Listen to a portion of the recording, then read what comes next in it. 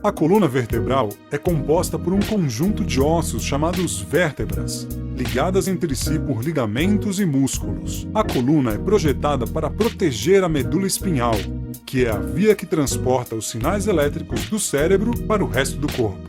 As vértebras são separadas umas das outras pelo disco intervertebral. Ele possui no centro uma substância gelatinosa chamada núcleo pulposo, que é cercado por uma dura camada externa chamada anel fibroso. O disco tem 3 funções principais.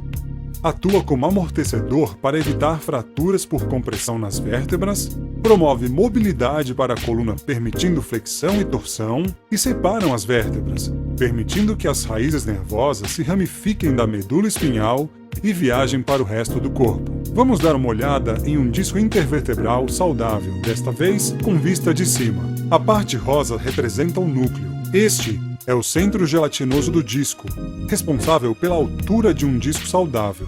Líquidos são contidos dentro do núcleo por moléculas semelhantes a pequenas esponjas, chamadas proteoglicanas agregantes. Estas esponjas poderosas têm a incrível capacidade de atrair e reter mais de 500 vezes sua própria massa em água. O núcleo é rodeado pelo anel fibroso. Como diz o próprio termo fibroso, o anel é um material fibroso resistente, feito principalmente de colágeno tipo 1. Sua principal tarefa é manter o núcleo contido no centro do disco. Em um disco saudável, o anel é muito flexível. Observe que o anel tem suprimento nervoso, mostrado pelos pontos amarelos ao longo da parede exterior. As raízes nervosas da coluna, vistas aqui em amarelo, são extensões do cérebro e da medula espinhal. As articulações vertebrais facetárias estão localizadas logo atrás das raízes nervosas da coluna. São nessas articulações facetárias que as vértebras fazem contato, já que são empilhadas uma sobre a outra.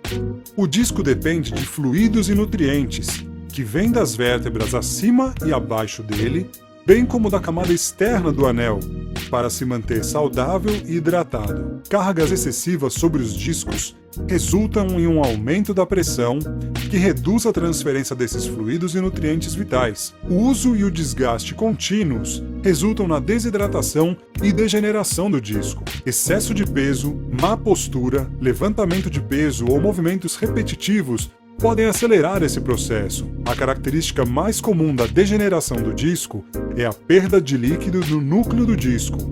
Conforme os discos encolhem, o espaço entre as vértebras diminui, causando mais atividade de atrito, osso com osso, nas articulações facetárias. Isso pode causar dor e irritação. Além disso, a desidratação do disco faz com que o revestimento maleável externo do disco se torne frágil e suscetível a fissuras e rachaduras, o que pode levar à hérnia discal. Como vimos antes, esta camada externa do disco tem o seu próprio suprimento nervoso. Pequenas rachaduras ou fissuras no anel podem causar fortes dores nas costas. Conforme as fissuras aumentam, o material gelatinoso do núcleo é empurrado através da parede do anel fibroso, criando um abaulamento no disco.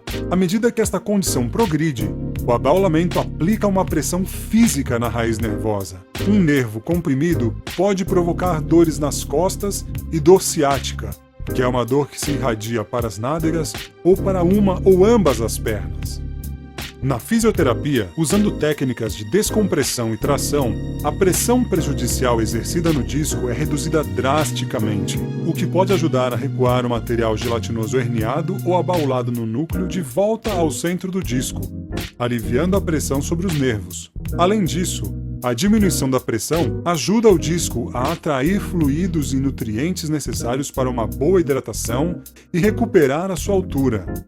Seguindo regularmente o programa de reabilitação, pacientes percebem um efeito cumulativo positivo que reduz significativamente a dor nas costas ou na cervical, e tudo isso sem o uso de medicamentos ou cirurgia.